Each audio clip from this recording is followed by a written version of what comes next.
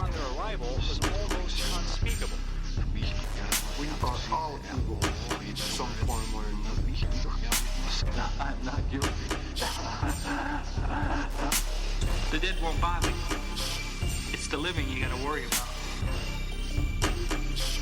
If I couldn't keep them there with me whole, at least I felt that I could keep their skeletons. Hi, and welcome to the Bad Taste Crime Podcast. My name's Rachel. I'm Vicky. Hey, how are you guys? We're back again. Wow, I feel like I did that way weird. You did, Was but that you know weird? what? I was just going with it. Hello I thought it and was the welcome vibe you were to- bringing to the function I today. mean, I guess it is. Hi, what's up? Wow. Oh my God, people are gonna stop. They're gonna tune out in like 2 seconds. Oh God, Unsubscribe. they've taken a turn that I don't enjoy. Come back. Yeah. Come back. We Oh love my gosh. you. Well, we are here again. We've trudged through the snow. Oh my God. It's like a blizzard out there. I'm so tired of looking up from my office window and seeing it snowing outside. horrible. My 5-year-old keeps asking, "Is winter all done?" And I'm like, same. "No, baby, Sweetie, it's same, not. same. That's how I feel too. It will never be over." We'll cry together. It'll Isn't be that a bonding Narnia moment. where it's like winter forever? Yeah. Yeah, until God shows up. winter, never Christmas. Oh, the Jesus allegory lion. Yes. Which, you know what? I got to tell you, The Lion, the Witch, and the Wardrobe is so back in the day. I love those books. When I was a God-fearing Christian as a child, my church had a library, and there is a VHS of an animated version I love of it. The Lion, the Witch, and the Wardrobe. I've seen it many times. That was my all-time favorite. Yup. And they, I think, have since gotten rid of the library. I don't believe it's there anymore. No but books for children. They were selling a bunch of the stuff at like a church garage sale, and my mom bought it for me. And I own the original Go, VHS Eileen. copy, like in the plastic You like should frame it. case. That's like really It is. cute. It's like on display in my media shelf. Oh, I can't. Next time I come over, I'm can't gonna watch look it. for I don't have a VHS player. who does? But it's like the original copy that I watched as a child, Oh, I checking bet out it from the smells church like library. plastic. Probably. I don't know. I don't Nostalgic. smell my. I Freak. haven't smelled my VHS tapes. I'm sorry. What are you, So strange? sorry. I'm so sorry. Fucking weirdo. Well, we have a great show for you today. If this is your first time listening, a special hello to you. Hi. We are going to head over to the newsroom. Let's go there. Unfit to breathe, our food is unfit to eat. We sit watching our TVs while some local newscaster tells us that today we had 15 homicides and 63 violent crimes, as if that's the way it's supposed to be. We know things are bad, worse than bad. This week, our news comes from the BBC, where they are talking about a diamond-studded Fabergé egg locket Ooh. that was stolen by a man in New Zealand at Partridge Jewelers. A pear tree. 32-year-old man. I don't know that it names him in the article, but he Egg-stealing son of a stole bitch. this egg, okay? It was valued at 33,585 New Zealand dollars. Whoa. It is it's just over $19,000 American. Jeez. Okay, here's necklace. the thing. Okay. He stole it Uh-huh. by swallowing it. Get the fuck out of here. Sir. Police have recovered it. It was recovered. So it says it was no. recovered in a quote natural manner, Oh, and that he shit it out. medical intervention was not required. They just gave him some X-Lax and had him sit on an evidence bucket. He was arrested. The necklace itself has 60 white diamonds and 15 blue sapphires, and Ooh. opens to reveal an 18-karat gold miniature octopus. What? That was not the animal that I was expecting. That's kind of cunt, though. So it is named the Octopussy egg Stop it. because it was inspired by the 1983 James Bond movie Octopussy, which centers on an elaborate Fabergé egg heist. That's right. Yes. Oh so my he attempted God. to steal it by swallowing it. They have gotten it back. He is being monitored. Like he has undergone medical care and is being monitored. Yes. They are going to. That's gross. return the egg to Fabergé. Return the company. slab. Okay. Hopefully they'll rinse it first. This is also not the first time this guy has been charged with theft. He was also charged with allegedly stealing an iPad from the same jewelry store. Oh my God. And taking cat litter and flea control products worth $100 New Zealand from a private address. $100? The iPad stealing. That's yeah. expensive. Well, New Zealand dollars. That's probably, I don't know. Between $50 to $80 That's American. still expensive. Anyway, so moral of the story is... What is the moral of the story? I mean, don't swallow something you're stealing because you're going to have to poop it out later for cops. That's a good moral. But also, maybe not even for cops. Maybe just in general, you'll have to poop it out later. You know, that's a good metaphor for life. Don't swallow your problems because shit will come out. Oh, Gravity. It's true. It's so true. We are going to head over to... Switch it up. Go to Netflix and Kill. Netflix and Kill, where we are talking about untold shooting guards. So I talked previously that Netflix was doing this series of untold sort of documentary shorts and a series of train wreck documentary shorts. Oh, like Poop Cruise? Untold, yes. God. Yes. Untold was... So the Untold series tends to focus on something sports related. Oh, yeah, that's right. We did like Brett Favre and stuff. Yeah. So this is another one of those. It's Untold Shooting Guards. It looks at the 2009 incident where Washington Wizards basketball, Washington Wizards, you're welcome. I did not know. Teammates Gilbert Arenas and Javaris Crittenton drew firearms during a heated locker room argument. You guys. And sort of the things that happen afterwards that were crazy. You're supposed to keep the guns in the locker. Yeah.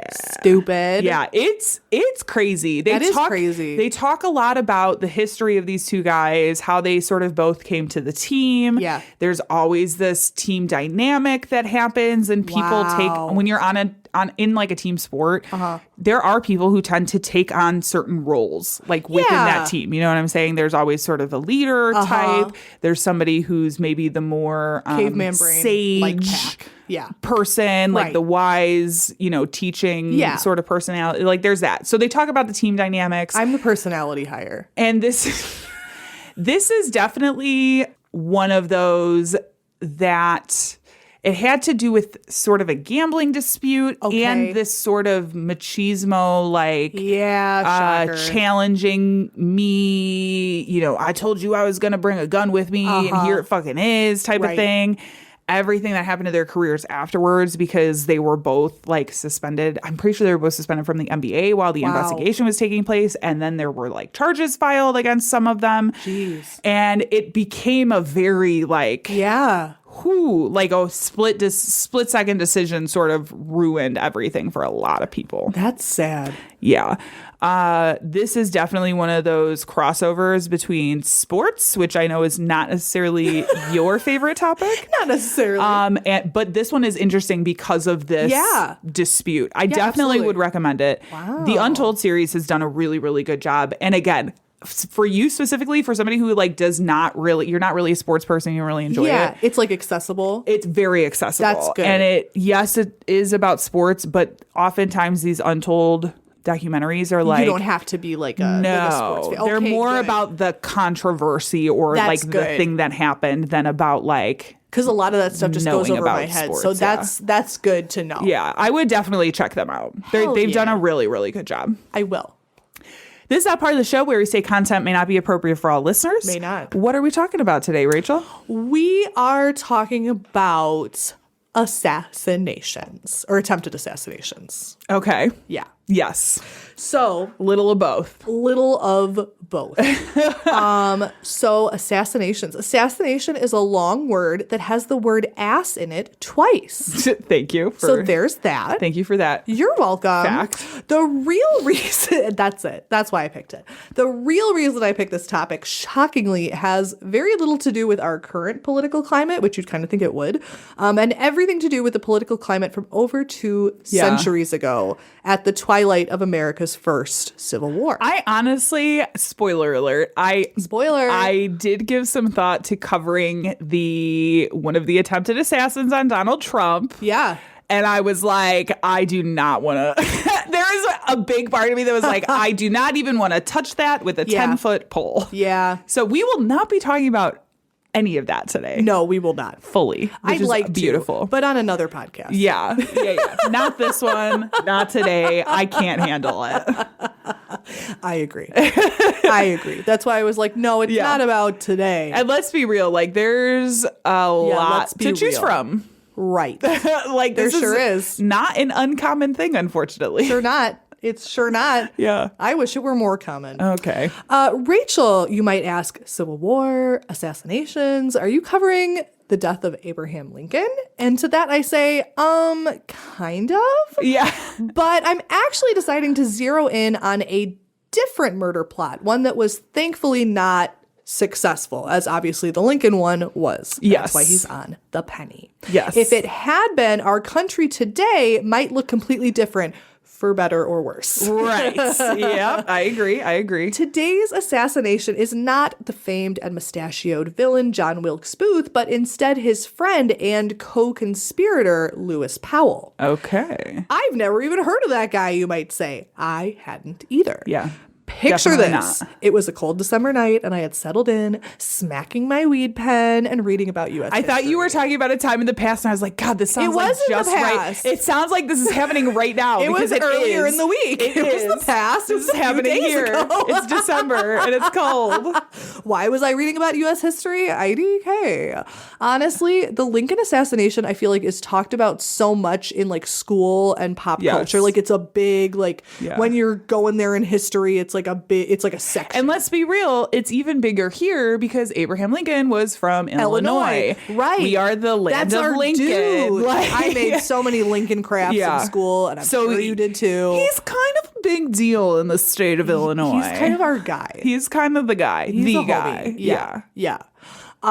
So like I figured I knew all there was to know about it. Mm-hmm. So I was kind of looking into it and I saw this name and I'm like, who is that? And it turns out there was a lot more going into that assassination than like a disgruntled actor Okay. pow-powing the president. Okay. Right.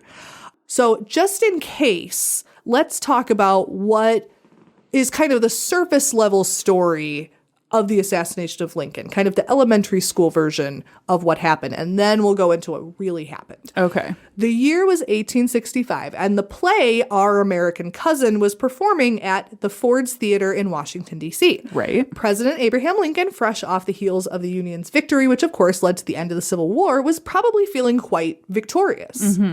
He even wore his fancy hat. He sure did. He was always wearing that fucking hat. That hat wore him. That was the victory you might hat. say. He was tall as fuck. Yeah, he was. Well, he had Marfan syndrome. That's what they think. They also, this is a fun fact, doesn't come up anywhere else. Abraham Lincoln was not a white guy.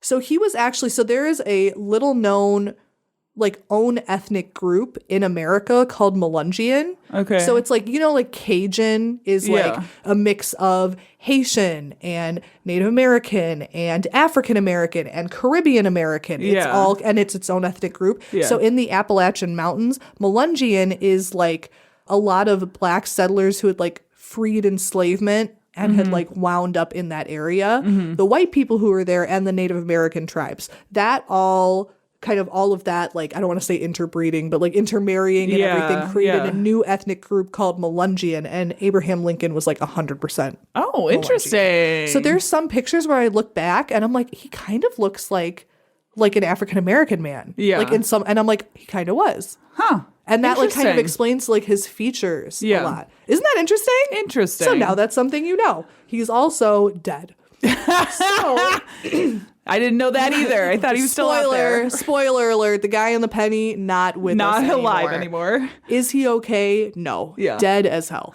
So he's just on the heels of this victory at war. So he's probably feeling pretty good. And the press was following him around everywhere. Yeah. So a lot of things that you have to do as presidents, you have to go to shit. Right. So You got to make an appearance. You got to make a public Right, appearance. right. He almost didn't go because so earlier in the day he was hanging out with they were all hanging out with like their friends, and his wife, Mary Todd Lincoln, who's an interesting character in and of herself, had a bad headache and was like, I don't want to go to this play. And he almost didn't go, but then he was like, okay, if you want to go home, you can, but I said I would go. Right. So I have to go. And it would kind of look bad if you weren't there. Like, Sure. And this is one of those stories where, as a girl, I'm always like, let her go home. But like, he was nice to his wife. Yeah. You have to say that about Abe. Yeah. He was nice to his wife. Yeah. Side note, as a headache girly myself, I shudder to imagine living in a time without my beloved Aleve liquid gels. Yeah. Please sponsor us. Headache remedies at the time in the 1860s, because I was like, what the Opioid. fuck would she have done? Or not opioid. Opium. Opium. That's it. So one of the most popular things was to soak a sponge in vinegar for some reason and opium. Of course. Apply it topically to your forehead. Okay. So that probably, it sounds like you would get uncomfortably high and smell like a salad. Yeah. And then still have a fucking headache. Why would that work? Also, bloodletting. Yeah, which, of course. Ew. Leeches. No, I don't want leeches. I get a headache thinking about a leech upon my body. So no thank you. So poor Mary had to suck it up and go to the fucking play. Sure. For fuck's sake. During the show, right after intermission, famous actor John Wilkes Booth approached Abe's box, teeny tiny little murder weapon in his waistcoat, all secret-like. His security, Abe's security, that being men such as John Parker, who is the head of his security, and Charles Forbes, who is like his, I wrote little bitch. So Okay. his guy. Okay. They fucked off and went drinking. This is true. Abe's security, all of the people who were supposed to be watching him, were down the street fucking drinking. Love that. Bet they didn't make that mistake a second time. Oh, I bet they didn't. Well, too late. Yeah, How can well, you make that's it a what I second mean. time? Exactly. He was already dead. Exactly. I know. They literally ditched. Isn't that crazy? So there was only one guy Wow. outside of the box. Sure. So Booth and his mustache were able to access Abe's box without much pushback, although given the fact that at the time, Booth was he was very, very famous. He was a household name at that time, which I think a lot of people don't know. I saw a comedian say, imagine Owen Wilson, shooting Obama, and it was the funniest thing I'd ever heard. I mean, I'm like, true, oh, I though. guess that would be a big deal, because I just thought he was a stage actor, he was just a who guy. knows? Yeah. But he was a very famous stage actor. Oh. Hugely famous. Okay. So there would be almost no way that they would have been like, no, you can't see the president. They would have been like, absolutely, come on in. Right. Because it was really common. The theater was a lot less. I'm a theater kid, so I'm like, why are you guys talking during the show? It was a lot less of It that. was more of a social affair than going and I to mean, see that's a show. why he was there to be Right. like, look how wonderful and Look at happy me. my wife Look at and the good I are. do. Right. Yes. So to have John Wilkes Booth there would have been great publicity. Sure. And it was kind of. So, and he was so famous that even though the two had never met, Abe had gone to see his plays before and had remarked that dude's a fucking good actor, and had recommended him for shit. Yeah. Had recommended him Interesting. for other plays. Was like, oh, is John Wilkes gonna be in it? That dude is fucking good. And his mustache, have you seen that mustache? Yeah. So Booth slipped into Lincoln's box. There was the guy outside. He ended up giving him a note. It wasn't anything creepy. It was just kind of I'm here to see Mr. Lincoln. He was like, go on in. So Booth had actually gone in before and drilled a hole so that he could peek in, because he assumed that there would be mad security. Right. But he actually was just kind of able to waltz right in. Wow. He didn't have to do none of the planning that he did. He just waltzed right in. Wow. So he knew the play, being a theater kid, being a nerd, he knew the play. So he waited until he knew there would be a big laugh. And it said, I just find this kind of eerie, that Lincoln thought the joke was super funny and was laughing his ass off. So he waited for the cover of sound, got up, pulled out his teeny tiny little Derringer, and shot Abraham Lincoln in the head. Right. He then shouted a word that was probably freedom, Okay. but they're not sure. He has diaries and stuff, but he Yes. also lied a lot. Yeah. And made shit up, so Yeah. who knows what he said. Right, He probably right, was exactly. like, that was loud. Yeah. I'm a dick. Yeah. And then he jumped onto the stage. A hanging caught his foot and he broke his leg like an idiot. And then landed on the stage, shouted more stuff that was like, glory to the South. Yeah, glory to the Confederacy. Wee. God. And then people tried to stop him. He ran out the door and would be caught and killed himself on April the 26th, which was about 2 weeks after the murder. Okay. So he runs out into the night and then Speedy he ends trial. right. He ends up getting gang busted at a farm. Yeah.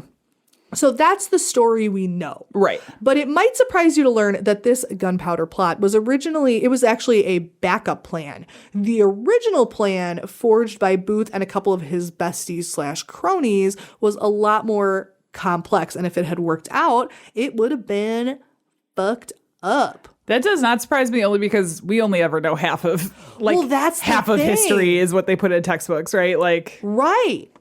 so that Right. doesn't surprise me. I'm mean, interested to know, but it does not It surprise me. surprised me just because I was like, I had just never heard of it. Yeah. It like had never occurred to They me. and also it are seemed like not- such a simple thing. They're also not necessarily focusing on the people dying part of history to, like, Oh, eighth true. graders. You know what I mean? Well, that's true. Yeah. That's true. That's very true. Unless you're us, and then we're seeking it We're like, out. ooh, tell me about more. this serial killer. Let's Yeah. start a podcast about it. Yep.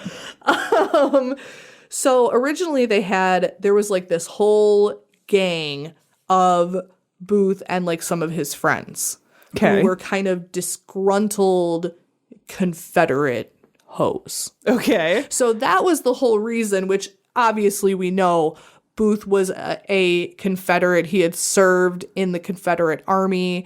He was pro-slavery. He was pro-secession. He Yeah. was pro, like, woo-woo the South. Yeah. And that's why he killed Lincoln. But instead of it just being, I hate that guy, I want to kill him, they wanted to reform the government. Okay. So this would have been not the first attempted, but another attempted insurrection. Right. That's what they wanted to do. Right. So their plan was to kill or at least dispose or indispose key figures of government and hopefully destabilize the government. And then their plan kind of just to ended. take it over. Well, not even to take it over, but just they really hoped that their fellow Confederates would take it over. So they were like, here's your chance. Okay. You got it. I see. You got it. So my guy, who I found really interesting, Lewis Powell, his job was to kill the current Secretary of State, which was a man named William H. Seward. Okay. So that was part of their thing, is they were going to destabilize the president, the Secretary of State, and a couple other people. And then they figured then it would all be the United States of the South. And then it would all just kind of fall into place. Hooray! Sure, right. That's how it works. You know, a couple of brainiacs over here. So Lewis Powell went to the Secretary of State, William H. Seward. I keep wanting to say Steward. It's like pissing off my mouth. You can do it. I believe in myself. So Seward was at home, his home on Lafayette Square. Okay. He was kind of having a rough time of it, poor Secretary of State. He had been thrown from his carriage. He'd had like a little carriage accident, which I feel like had to have happened like every day Oh, I'm sure. back then. I'm sure. Horses just like running around. I hate horses so much. God, well, that idea and you is got a couple scary. more steps to get out of than you do like a car. Yeah. And that's just asking. More steps equals more I times for agree. accident. I agree. Speaking as someone who frequently falls down the stairs. You are correct. You've never fallen in your life. Don't even go there. So he was kind of like bed rotting, being like, ouch, ouch, my poor body. I've been thrown from my carriage. So Powell kind of snuck over to Seward's house. And so I kind of laughed when I saw the picture of the Abraham Lincoln murder weapon. If you're not familiar with guns, a Derringer is a tiny, tiny little gun. Okay. It can like fit in the palm of your hand. It's like, it looks like when you watch old Western movies and the girl has a gun and it's like, look at my tiny little ladylike pistol that I slipped in my lacy garter. I imagine it like the gun from Men in Black. Yes. That's what I imagine. Tiny little gun. Like, really, this? Lewis Powell was like, I'm actually not with that. And he carried an 1858 Whitney revolver, which was fucking huge, and a Bowie knife. Okay. So he was like, actually, I'm not doing that.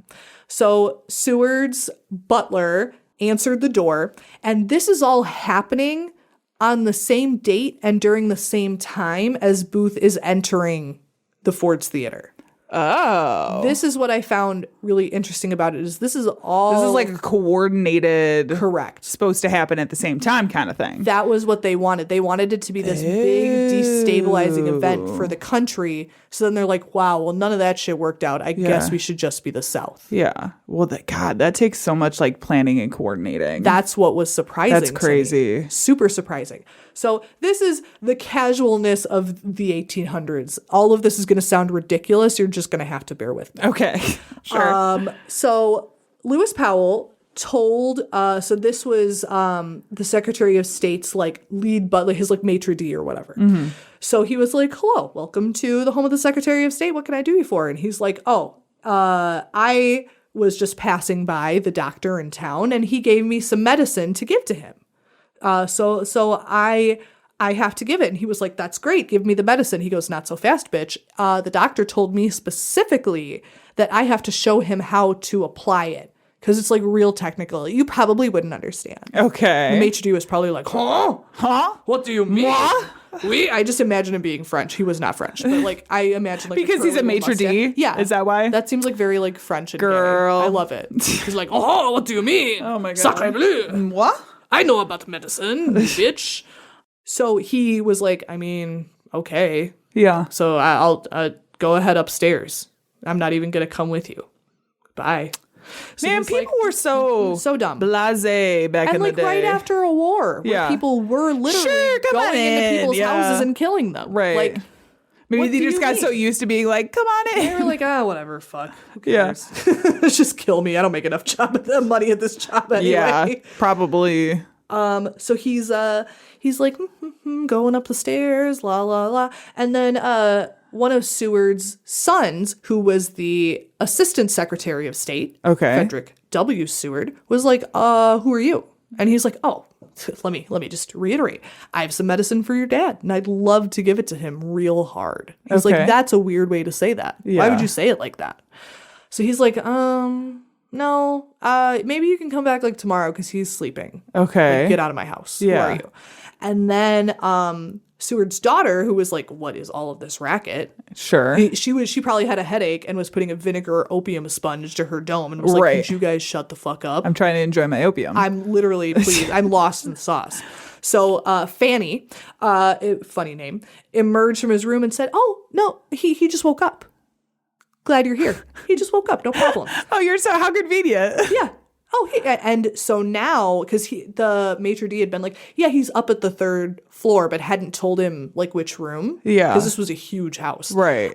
But so now, since she came out of the room, he was like, that's where he is. Okay. Good information for me to know. Sure. So I can give him this medicine. Right. Of course. I want him to feel better. Of course. So he was like, okay, for sure. Well, it just kind of sounds like a bad time. I think I'll go.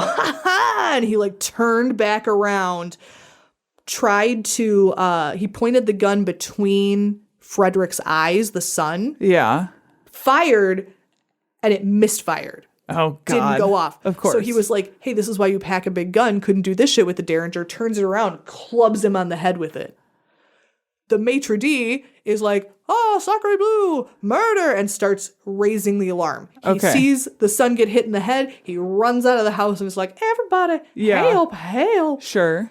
Fanny, who had gone back into her father's room, la, la, la, hey, do you want to what is all that commotion? She opened the door, and he shoves her and runs to the bed, pulls out his knife, remember the Bowie knife, and starts stabbing Seward around the neck and head. Oh, shit. So this is an immediately super violent attack. Right. However, like many people saved by modern medicine, he had hurt himself so bad that he was wearing like a big like neck bandage. Oh, yeah. Like a splint. Yeah. It was right where his jugular was and prevented the knife from severing his. Yeah, because that definitely would have been. You're done, especially in under a back minute. then. Yeah. Oh, dude, I didn't go into it because it's really not relevant, but I read all of the details about like what they did with Abraham Lincoln when he was shot, and I was like, these hoes know not a thing. Yeah, no, I mean, it's a different time. It was so sad. Medical knowledge, because like he was shot in the head, in the back of the head. They got him and got whatever. They got him, but it was just like they kept describing it like, well, he's quiet and he's breathing, so he's probably fine. He's probably fine. We're just gonna let him lay down. Yeah. And I was like, no. And then the doctor kept going in the room and he would take out like a big blood clot from his head and then be like, well, that relieved the pressure, so he's probably doing really good. Yeah. I was like, he's not. Yeah. His Medicine, head's man. Gone. It's come a long way. Crazy. Oh my God. Has it though? Yeah, it has. So when he recovered, he did end up having Seward. Lincoln never recovered. When the Secretary of State recovered, he had scars and shit, but he ended up being okay because he had all of those bandages. Yeah. Lewis Powell, who I haven't really mentioned much about him, was 19 at the time. They were all like 19, 20. They were all super young. Yeah. And was in like the prime of his life, super physical. And this is like an older man who's fallen off of his carriage. Right. And he couldn't subdue Good job, him, which bro. is crazy. Right. So people started running in. His other son, the one who hadn't been clubbed, and a soldier who was like on his detail, which why he wasn't answering the door is an excellent question that we don't have the answer to. So they all came and were kind of involved in a big scuffle with Powell. They received stab wounds, but ended up being okay. It was all sort of superficial. Powell, sensing that this is kind of going south, no pun intended, he probably would have loved it if it would have gone south. He's like, one thing about me, I love the South. Yeah. Love it there. Great place. He was running out, runs into a guy from the State Department, ends up stabbing him in the back. Oh my God. He's, for some reason, during the fight screaming, I'm mad, which I don't know if he meant as like, I'm crazy or I'm could have been angry. So maybe he was like, crazy. I'm going nuts. I don't know what I'm doing. Yeah. And then he dipped. So he ran away. Now, on this same time, same date of April 14th, so that's Lewis Powell attempting to kill the Secretary of State and fucking up. So he's run off into the darkness after stabbing many people with his big knife. So there's another guy, George Adzerat. So his job was to kill Vice President Andrew Johnson, who was staying at like an inn called the Kirkwood House in Washington.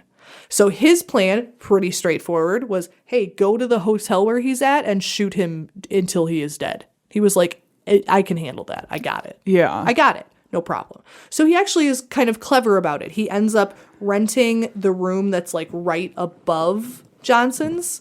I feel like it would be pretty easy to figure out where he was staying. Sure. Washington, D.C. is mad small. And it was probably even mad smaller back in the day. Oh, yeah. So I'm sure he just like asked the maid, like, where's he staying? Okay, I want the room right above that. Why? Don't ask me shit.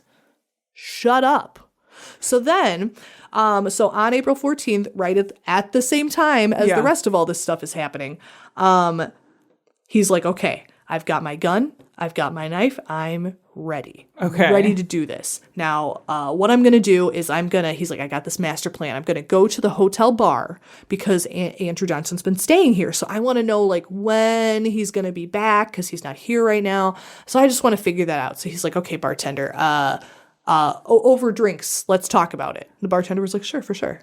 Over many drinks. Oh, God. And many drinks. Oh, God. And many drinks. Uh-oh. So, too many drinks? what ended up happening was, as many of us have done, he got too drunk, went to another hotel, and went to bed. Yeah, I've done that. Literally Did that. He literally did not.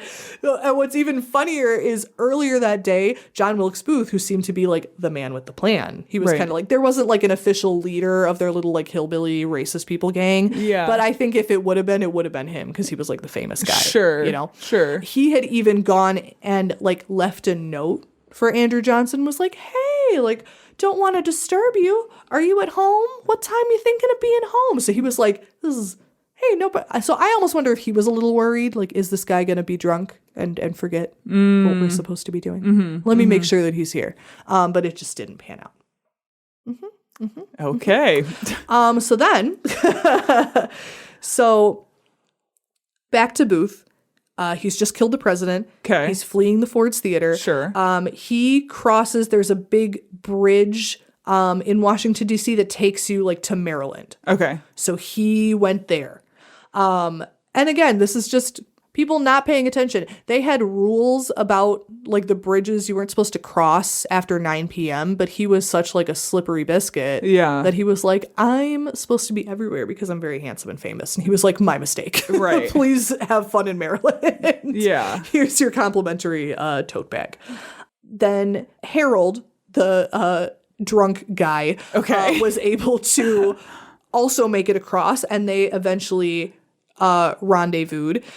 They then met because, again, Booth had a broken leg. Yeah. Oh, right. Yes, right. That's right. Exactly. So was he on foot or was he on Yes, horse? he was on foot. Okay. They were all on foot. Oh, God. I don't want to say that poor guy because he killed the fucking president, but I feel you know a little what? bad for him running across with a broken leg. So there's a little bit. So remember how I said earlier that Booth has diaries, but he makes shit up? Yeah. He said that he had tried to like get on a horse afterwards, like steal a horse. Yeah. And he had like kind of fallen and broken his leg. But people who were at the theater were like, no, it kind of looked like he hurt himself when he fell down. Like he was like limping But he around didn't want to and shit. admit to that He didn't piece want to of it. admit to Okay, that. fair, And there fair. was also stuff, it was actually like kind of funny where like people have differing accounts of what he yelled after he killed Lincoln, because once he got on the stage he also was like, victory for the Confederacy, and he Right. said some kind of like Semper Fi bullshit, but like he didn't say the whole phrase. Sure. So people were like, it sounded like he only said the beginning of that Latin phrase, which doesn't really make any sense. And in Yeah. the diary he was like, I said the whole thing and everybody thought it was so good. Sure. And Right. and everyone clapped. Right, exactly. Oh, my God. So they, regardless, he had a broken leg. Right. So they, like a broken femur. So they went to the famed, in a bad way, Dr. Samuel A. Mudd, which if you ever hear like his name is Mudd, it's because of that guy. Because he helped the guy who killed the president. Interesting. So he splinted his leg. Okay. And was like, all right, have fun. Bye-bye. Bye. And made a pair of crutches for him. Oh, nice. Which I think that's so funny. So they were like, okay, we got to go. So they're fleeing.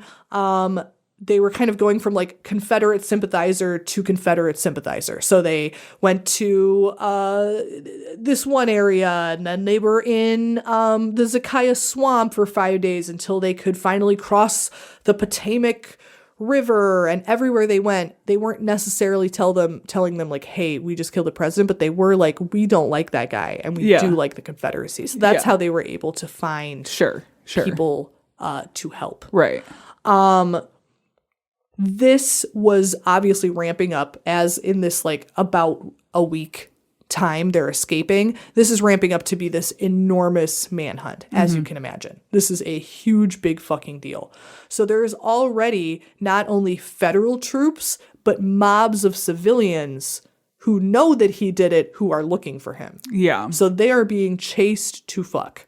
There is a reward out. So at the time it was $50,000 US. Now it would have been about $1,027,065. Yeah. Sounds for Booth, sounds about right. and then 25 each for the other guys. Yeah. Yeah. So what ended up happening to Booth and Harold was they were on April 26th, they were at a farm of a Confederate sympathizer. And then soldiers came, figured out where he was at, surrounded the barn. They were like, we are gonna like big set you on fire. Like, we're Okay. not even gonna let you come out. Wow. We're just gonna fucking burn. So like, what's the plan Real here? barn burner. Booth, Mr. Theater Kid, went, I will not be taken alive. And they were like, So now the barn's on fire Okay. because we still set it on fire. Right. And Booth was like, no, I'm not going to do that. So he grabbed his gun, probably his little fucking dumb Derringer, and was like, okay, I'm going to go in like a firefight. He was like so excited. But little did he know that Police Sergeant Boston Corbett had been going around the backseas, snuck up on him and shot him right in the back of the head. Wow. It was said, now again, I don't know. Right. But it was said that he purposefully aimed for the same spot where Lincoln was shot. Oh. Like, I mean, certainly makes for a good story. Yeah. Exactly. Yeah. Whenever it's like a little too narrative, I'm like, Yeah. okay. I mean, certainly makes for a good story. But you know what? It's fine. Yeah. I'll believe that too. Booth told the soldier who they also like, he shot him in the head. This is the 1800s. They're like, let's give him some water. I'm like, it's going to do what? Keep him It doesn't alive. really matter if he's hydrated right It's now. magic water. Magic. Yeah. He said, tell my mother I die for my country. And then as all of them are like trying to kind of tend to him, he called everyone useless and then he died. Oh, great. Okay, cool. That's a fun way to go out. So initially the sergeant who shot him did get arrested because they were like, bring him in alive. And he was like, no. I'm going to shoot this guy. But he was released and, as you can imagine, was kind of considered a folk hero. Right. Yeah, of course. From then on forward. Of course. So Lewis Powell, unlike the other two, was kind of like lost in the weeds. Yeah. He was not able to find his way to the waypoint until April 17th, like 3 days after. So he was kind of like hiding. So he ended up being arrested on April 17th at a co-conspirator's house. This was also a big deal because one of the co-conspirators was what? A woman! Oh my God. Oh, Mary no. Surratt was like she owned like a bar and inn and would like let them like come and like be like, we should kill the president, and was like, I'll help you boys. Yeah. I love, being oppressed. That's what I was gonna say. Yep. Exactly. So many people were arrested in connection to this. Sure.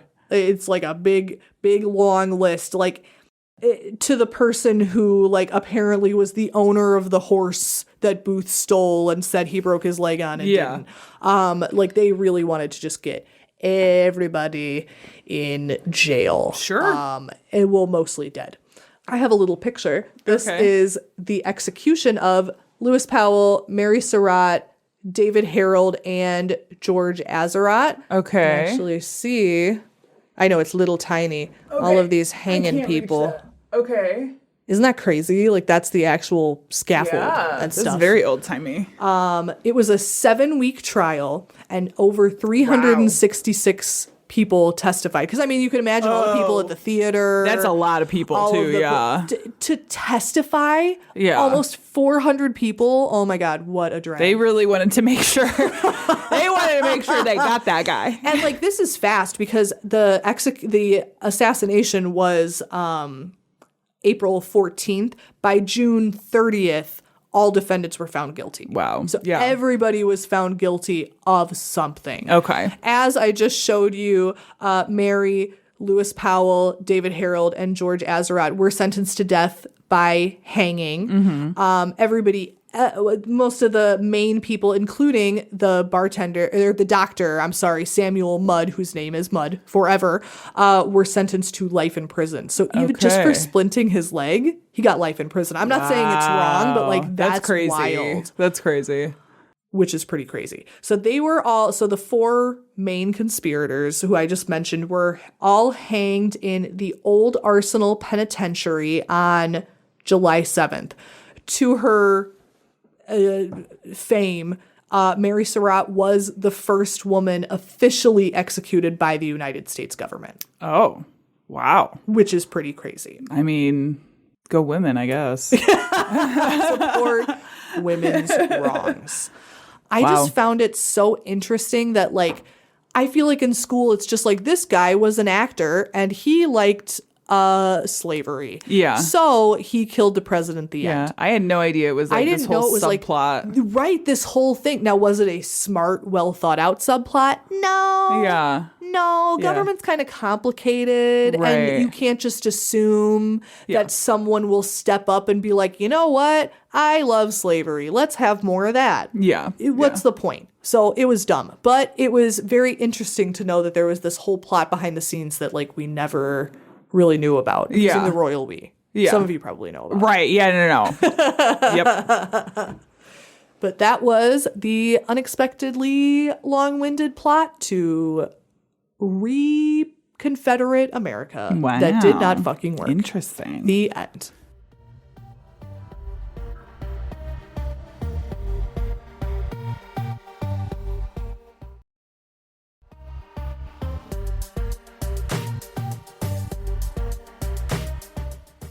So you proposed this, and I thought, I do. for me, like the time period in history that I am most interested in is sort of the 60s to 70s. Oh, I love that. For a lot of reasons. That's cool. I'm very interested Haight-Ashbury. in the Haight-Ashbury and the counterculture, but I'm Yep. also really interested in how things were working out politically. Yes. At that time, and That so was a wild time. in it was history. crazy. One Yeah. of my hyperfixations as well. I tip my tism hat to you. So I thought, why don't we travel back to a time when assassinations were a dime a dozen? You're tripping The over. 70s. Yes. So we are going to talk about a man named Arthur Bremer Oh. and his many plans. Oh my His God. many plans. This guy was an interesting fellow. Okay. So Bremer is a Milwaukee, Wisconsin native. Oh. And was born in August 1950. He was one of 4 sons and a half sister in Okay. his family, but their home life was like less than idyllic. Oh, dear. I mean, they talk about them being in this sort of working class South Side. Yeah. Honestly, it sounded to me like it was a sort of 1950s standard working class home where like Oh, absolutely. the parents were arguing, the Yeah. kids got hit, like Yep. that kind of shit. Absentee father. Yeah. Emotionally unavailable Yeah. mother. In an interview with the New York Times, and I'll say a lot of my research comes from old articles from the New York Times. Cool. Bremer's brother Roger said of the family dynamic, quote, "He hated my ma. He never liked her. However, he said that he thought his brother had respected their father, who is known, as are many of his neighbors, as a man who takes some pleasure in shooting pool and drinking beer in the noisy taverns of the South Side. But they'd fight too," he added. Bremer was described as a solitary teenager who... Ooh. Never a good sign. Yeah, who didn't have many friends despite being active and playing sports. Like he played football, he was a wrestler. And usually that's like you have a huge friend group when you do stuff like I that. mean, it at least like puts you into contact with Right. other people who Yeah, have similar absolutely. interests, right? No, even with that, he was just like a solitary guy. That's a red flag. His post-secondary education wasn't much to write home about either. He attended a technical school for a semester before dropping out and Okay. just kind of went into the workforce instead Okay. of doing the school thing, Happens. which also was not that uncommon then. Yeah, I think. absolutely. It was a lot more trades, like a lot like Oh yeah, more that's of that true. kind of thing. So, like I said, instead of going the school route, Bremer entered the workforce, starting as a busboy at the Milwaukee Athletic Club.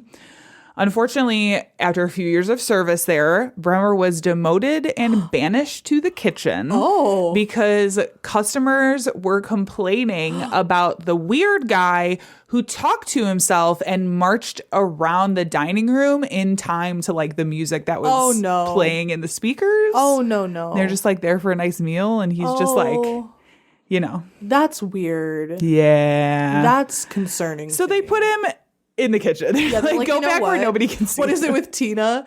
Oh, Tina's not good with the customers. Yeah. I'm great with the customers. No. Yeah. So they banished him to the kitchen. Yeah. He was not happy about this. He was kind of upset. So he decided to take his complaint to the program planner for the Milwaukee Commission on Community Relations. Wow. Whose name was Fred Blue Jr. And he Handle was it, Fred. claiming discrimination. Yeah.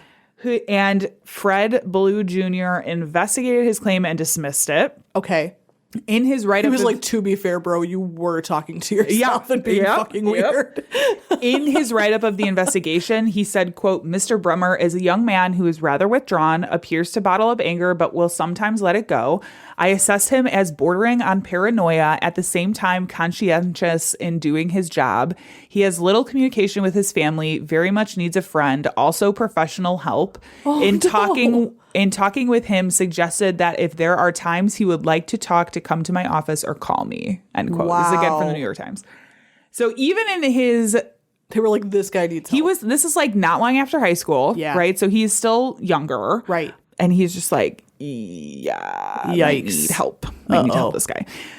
So And then they didn't. he gets this report back. They dismiss his complaint. Brummer obviously was not a fan. I'm sure. He was not super happy with I bet that. he's So about to let some of that explosive anger out. he quits his job. Okay. And he picks up part-time work as a janitor at an elementary school. Honest work. Brummer was picked up by police in late 1971. Yeah. He was picked up by police in late 1971 for parking in a no parking zone and carrying a concealed weapon. God damn it. Now, why would these two things be connected? Why would they be? They walked up to his car to be like, you're parked in a no parking zone, and they'd see this gun just like sitting on the fucking seat of the car. Fucking idiot. Yeah. So in the course of his detainment, he was evaluated by a court-appointed psychiatrist. Probably a good idea. He found him sane enough for trial. Oh, no. Okay. Which is going to be a consistent theme because Oh, dear. these psychiatrists, even later on, are like, we are not necessarily going to comment on whether we think he is mentally ill. But we will tell you we think he's sane enough to stand trial. Like understands the making a very that it's wrong. big distinction. Right. Yeah. Because that's the thing that we've talked about it several times on the podcast, I think, is like the legal definition of insanity Right. is very interesting. It's not Yeah. about like, is this guy crazy? It's like, does he recognize what he's doing is wrong? Yeah. And although like mental health services were not where they were then, Totally. where they needed to be then, like there were a lot of times where somebody could have intervened at some point, and I Right. think things might have ended differently. I I'm agree not with saying you. that's the only reason, but So like far, I agree with Yeah, you. yeah. Somebody should have talked to that guy and taken his gun away. I agree, don't but need they that. were like, give guns to everybody. No. So he paid a fine and was released. It was a fine of like $38 or okay, something, which was $38 in the late 60s. Oh, Which is, probably like $10 million today. no, I mean, not that much, but you know, more. 11 million. So he was released. He would, however, have another run-in with police about a month later for disorderly conduct. Things started to look up for Brummer when he met 16-year-old Joan Pemrick. He's like 19, God damn it. 20, I don't like that. just for perspective. Joan. Go the other way, Joan. She was a hall monitor at the same elementary school where he worked. Okay. The two began dating during the holiday time, and Brummer would drop by the house occasionally. Okay. But after just a couple of months, Joan decided she didn't want to see him anymore. She was like, there's something kind of Understandable. off about this He guy. keeps marching in my house. Something kind of off about him. This is again from the New York Times quote. He was driving me up a wall. He'd cross-examine me. He'd ask me what I meant every time I said anything. Then he'd ask me why I never asked him questions. He was weird. Despite Joan breaking things off, Brummer was persistent and continued to call her at home until her mother made it clear she didn't want to see him. Wow. Shortly after their breakup, Brummer went to Casanova Guns Incorporated and purchased a Charter Arms .38 caliber revolver to replace the one police had taken when he was arrested. Oh, yeah. You know. And then after this whole breakup and everything, things honestly just like spiraled downward for him. He decided to quit his job in January 1972. He went and purchased a second gun, a 9mm Browning automatic pistol. Yeah. Now- Stop buying guns. Stop it. Things are not going great for No. Brummer. So not long after all of this is happening, Brummer starts keeping a diary, which I'm like, as you were telling your story, I'm like, this must be an assassin thing where they're like, we need to document. There needs to be People need to know why I wanted to kill that But guy. I'll tell you, in his case, the manuscript he hoped would become a bestseller, thus making him famous. They all do. This is the overarching theme with Bremer, is he really wanted the fame. He wanted his name Delusions to of be grandeur. known everywhere. Yeah. But of course, he needed a big name in order to achieve the fame that he wanted. Yeah. So he decided to assassinate Richard Nixon. Oh, While he was doing campaign stops in and around Wisconsin. okay. Now, again, Richard Nixon is like one of these sweet spots for me where like I find the whole Watergate thing very fascinating. interesting. It's like my niche research topic. Yeah. Like that is one of those things. So I saw Nixon was involved in this and I was like, what? I'm there. Yeah. So he traveled to Ottawa to meet Tricky Dicky on a campaign stop. On April 13th, 1972, Bremer went out into the city. That's so weird. What? Yours is April 13th. Mine is April 14th. Ooh. That's gross. Stop it. Weird. Ew.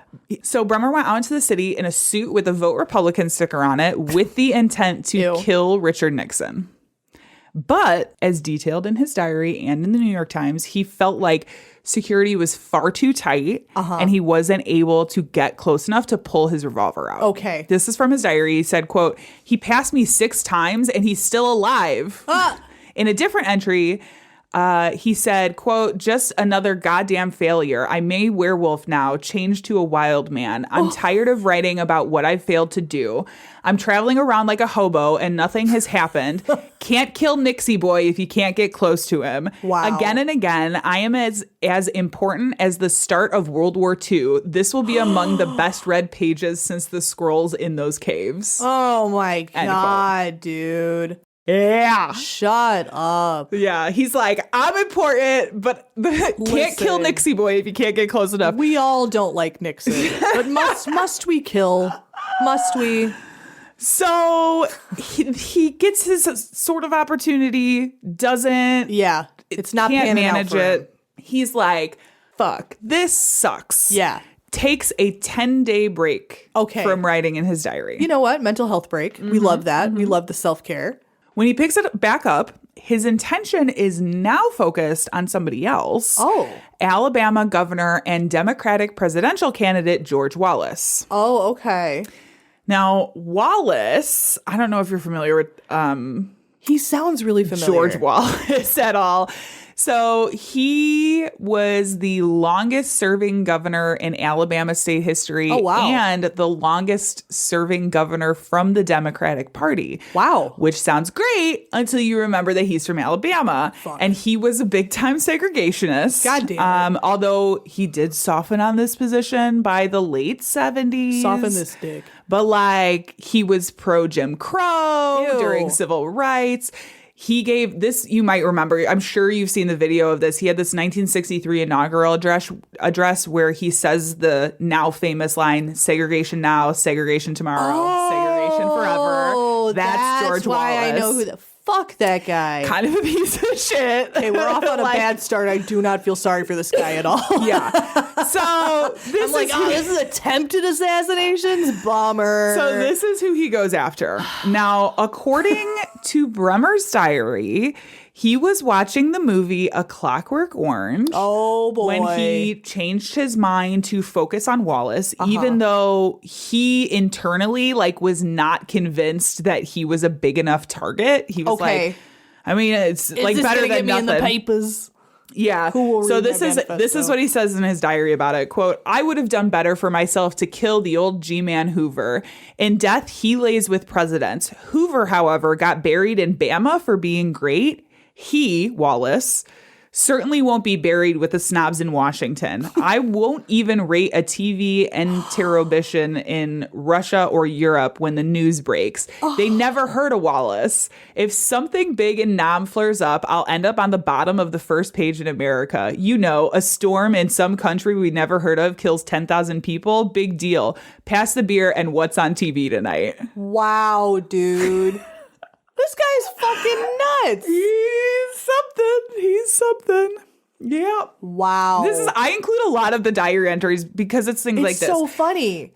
Now, to your point, you always kind of gotta take a grain of salt with some of these entries and the Absolutely. things that they put in there. But so far, Right. I mean, this is literally him just like writing it for the public eye. Oh, So it's yes. like they're trying to make themselves and seem this so specifically, cool. he was like, Absolutely. Yeah. Oh, this is going to be in history books. the day after writing that entry, Bremer went to the library where he checked out Sirhan by Aziz Shihab and RFK Must Die by Robert Blair Kaiser, which are both books on the RFK assassination by Sirhan, which is also a very interesting thing. And like, Why couldn't they have taken RFK Jr.? well, and the potential that Sirhan may not have actually, you know what I mean? Yeah. Like, there's a lot around that. That's a Yes, whole there rabbit sure hole. is. And I encourage you to look into it because it's very interesting. After some more writing and a bit more planning, Bremer left. To the Kennedys. What did you say? Nothing bad ever happens to the Kennedys. Never. Bremer leaves for Silver Lake, Michigan, where he went to the Wallace campaign headquarters and offered to volunteer for the campaign. Later in the week, he went to a couple Wallace rallies in Michigan. On May 13th, police responded to reports of a suspicious man sitting in his car for an extended period of time With a gun in a no parking zone. outside of the National Guard Armory. Idiot. When they went up to him, he's like, my name is Arthur Bremer. I'm just waiting for the rally to start. Like, I'm a big Wallace fan. I really want to get seats in the front row. Like, that's what I'm waiting for. Why are you giving them your name? Dumb whore. And so he did attend the rally and apparently had ample opportunity to shoot Wallace, but he did not he talks in his journals about there were some like snobby 15-year-olds standing by. He didn't want to break glass. Like, there were these things that were like there is in something his way. wrong with him. Yeah. Like, besides the obvious. The next day, Bremer followed Wallace to his next campaign stop in Maryland. Okay. Oh, wow. It's quite a difference. Yeah, he was like, fuck, now I have to drive to, literally, he was like, I have to drive to Maryland. He, at this point, is living out of his car. Oh, like, my God. Yeah. So he drives to Maryland. The first rally took place in Wheaton, Maryland, to a crowd giving far less than a warm reception. Like, these people fucking hated him. Oh, shit. Many He's were in, like, Republicanville. Many were heckling, with a few, like, throwing tomatoes. Oh, shit. So instead of... Oh, no, wait. I forgot he was an asshole. Yeah. Instead of like, if it was a more positive rally, he'd like go out into the crowd and shake people's hands. He was like, I'm not fucking doing that. I stay at my podium where I'm so safe. Instead of doing that, he just left, which took an opportunity away from Bremer in that moment. So he followed him to the next campaign stop in Laurel, Maryland, where another rally took place, I believe, on the same day. This was a much more like friendly crowd to him. And following his speech, Wallace descended to shake hands with his supporters against the advice of the Secret Service detail. Guys. And in the mass of the crowd, Bremer pushes his way through to the front where he shoots at Wallace, fully emptying his gun before being tackled. Wow. There is footage of this. Like, this happened on TV. Ooh, yikes. And I will show you later. But... Yeah, this happened on TV, and there's full ass footage of this happening. Oh, so my God. he pushes his way through. He shoots at Wallace, empties his gun. Wallace was hit 4 times, immediately falling back in shock. He lost like a pint of blood, just like bleeding out. Yeah. There were a few bystanders that were hit, including State Trooper Captain E.C. Dothard, who was acting as Wallace's personal bodyguard. Wow. Dora Thompson, who was a campaign volunteer, and Secret Service agent Nick Zarvos. All of the bystanders survived. However, Agent Zarvos, he was shot in the neck, and his speech was severely impacted, but he did survive. Poor guy. Bremer meant to shout a catchphrase that he carefully chose. Ooh, of course. He's going to walk up and say, "A penny for your thoughts." Get the fuck out But of he here. forgot in the heat of the moment. What a weenie. You come up with a horrible line and then you can't even remember it. Right, yeah. Fuck you. Wallace is You're not then, cut out for this, boy. No, clearly not. Clearly not. Wallace was then rushed to the hospital. He survives. What? 4 shots? He survives. Unfortunately, one of the bullets lodged in his spine, and he was permanently paralyzed from the waist down. I will tell you that does bring a tiny little smile to my face. I'm just saying. Oh, God. Yeah, so he's permanently paralyzed. Well, that's good. But survives. I mean, okay. Bremer, obviously, in this crowd of people, immediately tackled. Oh, well, right. Taken into custody. They're like, hey, don't do that. They detain Bremer. They search his car. It was described as a hotel on wheels. Well, yeah. This is from Time. Quote, in it, they found blankets, pillows, binoculars, a woman's umbrella, a tape recorder, a portable radio with police band, an electric shaver, photographic equipment, a 1972 copy of Writer's Yearbook, the RFK assassination books we talked about earlier. Yep. And a Browning 9mm semi-automatic pistol. Okay. In the investigation following the attack, his apartment was also searched. Okay. Which they found Wallace campaign buttons, a Confederate flag, boxes of shells, old high school themes. You know when I say theme, do you know what I'm talking about? Yeah. Okay. Pornographic magazines, Black Panther literature, tax forms giving his 1971 income as $1,611. A booklet entitled 101 Things to Do in Jail.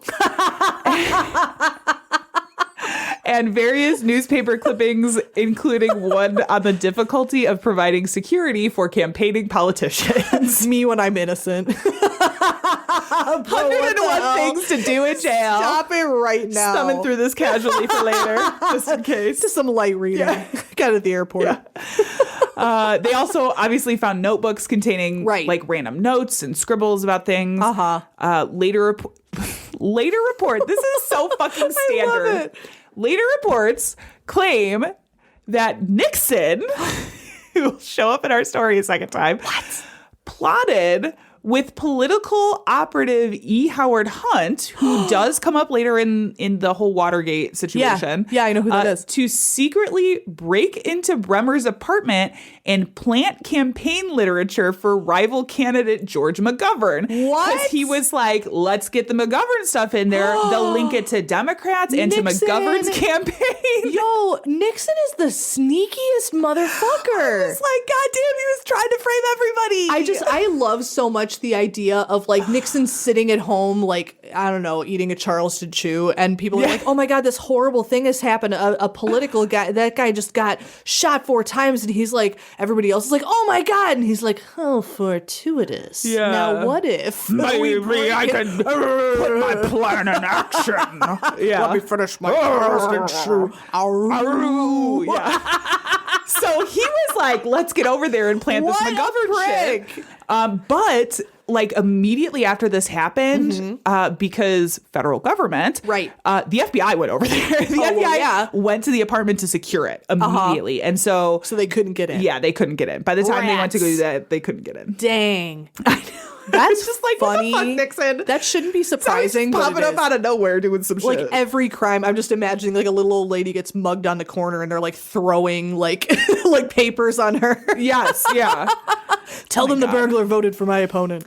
So Bremer's trial began on July 31st, 1972 in Upper Marlboro, Maryland. It's my mom's birthday. His defense team argued that Bremer had schizophrenia and was legally insane at the time of the shooting. I could see that. They read huge portions of his diary into the record in attempts to prove their case. Right.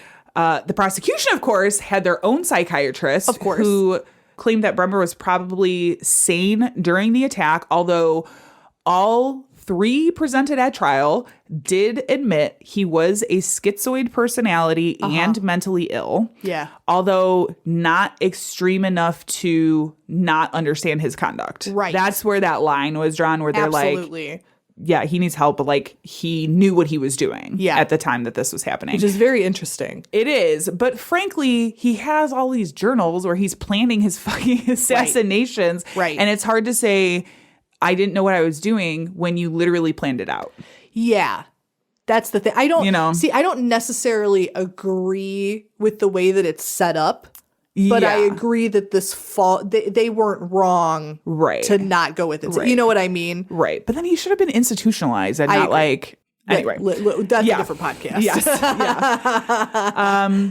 I agree. The trial lasted only 5 days before the jury was sent to deliberate, with the journals pretty much being a central part of their decision. Yeah. The jury foreman would later say if he can write something like this, he must be coherent. Oh, well... I know. Which I'm like, well, That's a different. they deliberated for 90 minutes. Oh, wow. Before return. Well, it was on tape. I know. It's I know. It's just that's such a short Yeah. amount of time. yeah.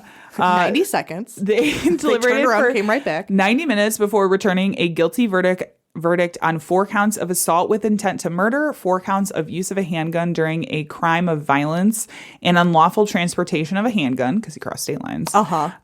For this, he received 63 years in prison. Okay. When asked if he had anything to say, Bremer said, quote, "Well, Mr. Marshall mentioned that he would like society to be protected from someone like me. Looking back on my life, I would have liked it if society had protected me from myself."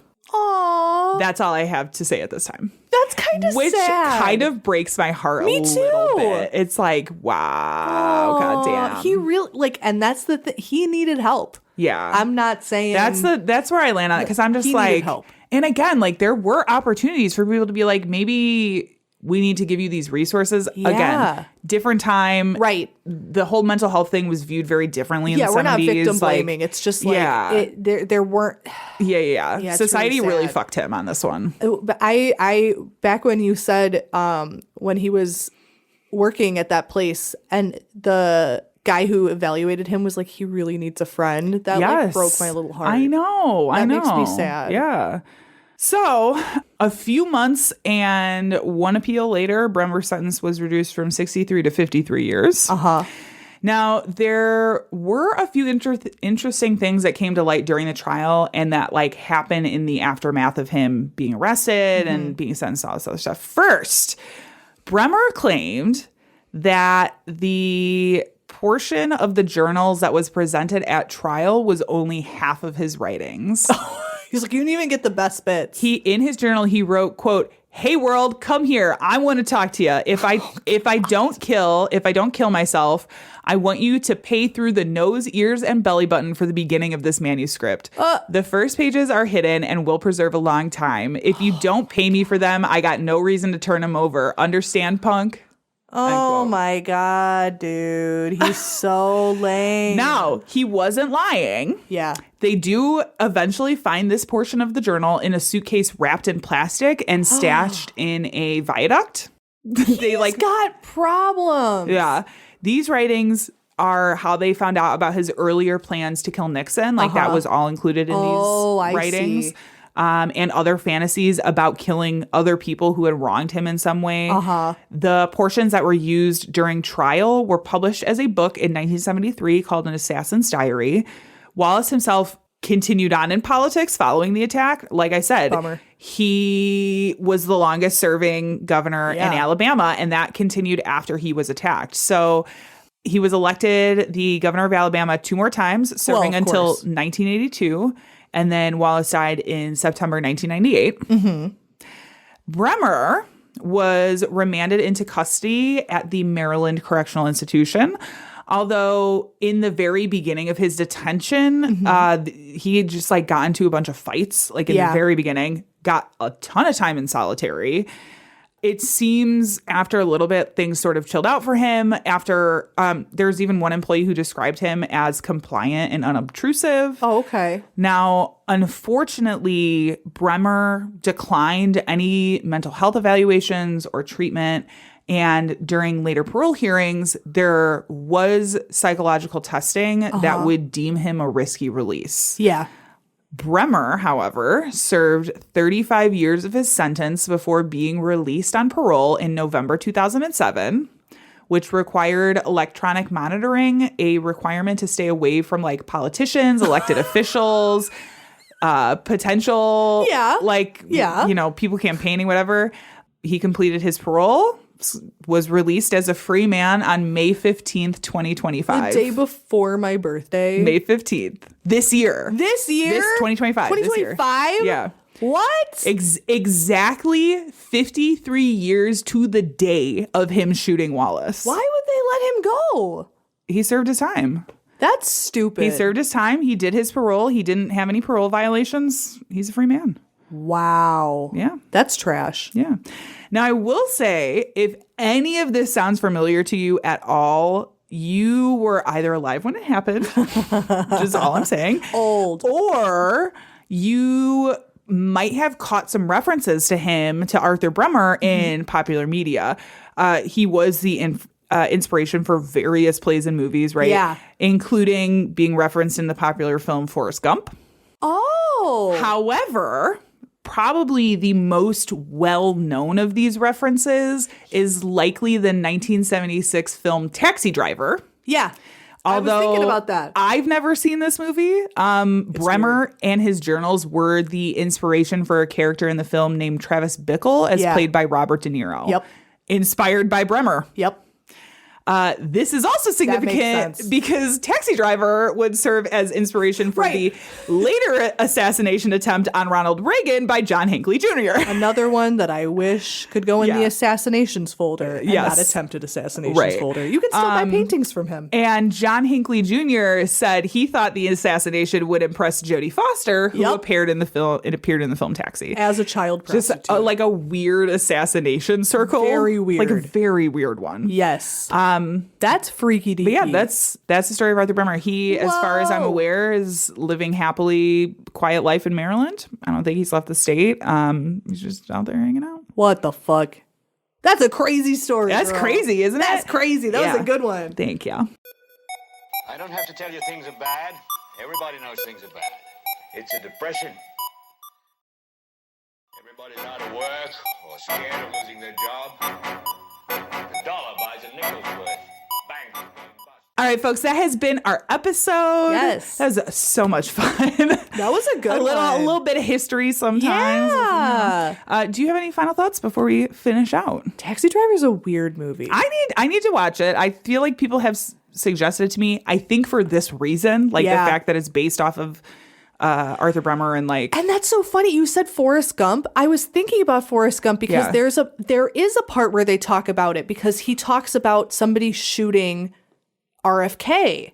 Yeah. And he talks about, It's and like then a he quick killed reference. that other guy. Yeah, it's like a passing reference. I remember almost, that. But That they is so weird. because it would have been happening in the time period during the movie. But I'm Is like, that I what- think yeah. I know exactly the part where he talks Yeah. about it. Oh my God, now I have to go home and watch Forrest Gump and then cry and have a panic attack. That movie fucks me Perfect up real for a bad. December day. Yay, so nice and cozy under all my tears. Yeah, no, we're literally. His friend just wanted to make shrimp. And now Oh he's man, dead. now he's dead. And Gary Sinise, man. Anyway, if you enjoyed this episode, you can find more just like this at badtastepodcast.com. Our sound and editing is by Tiff Fullman. Our music is by Jason Zakshevsky, the Enigma. Yay. This has been the Bad Taste Crime Podcast. We will see you in 2 weeks, probably in the new year. I think this one comes out in the new year. Happy New Year. I don't know if the other one does or not. Who knows? But Whatever. Happy New Year. it's New Year now, bitch. Oh, the quaint Okay. lesbian. Goodbye. Bodies on the hillsides along the highway.